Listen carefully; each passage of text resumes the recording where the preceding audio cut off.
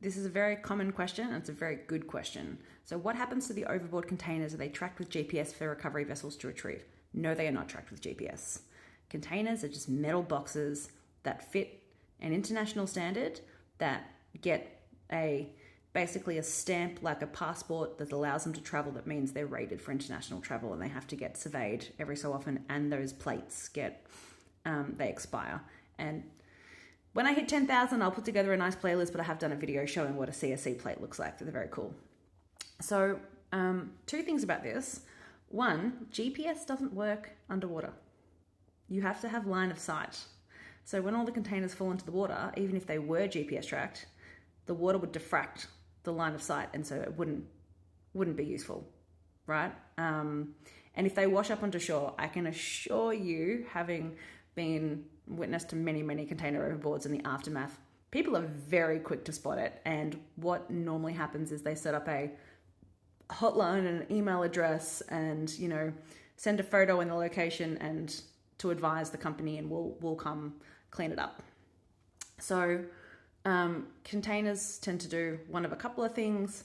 They'll be bobbing in the water so you can see it.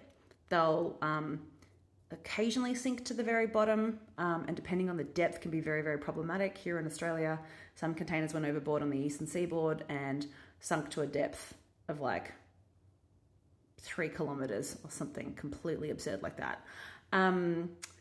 So they can sink right to the bottom. They can float away and wash up on shore somewhere else and sort of break apart. One time one managed to wash into a cave. It was the Garfield phones, if you look it up. And every so often enough water would come in, and then it would just release a couple of Garfield phones and just perplex the locals. But then the worst thing can happen is that it bobs just below the waterline.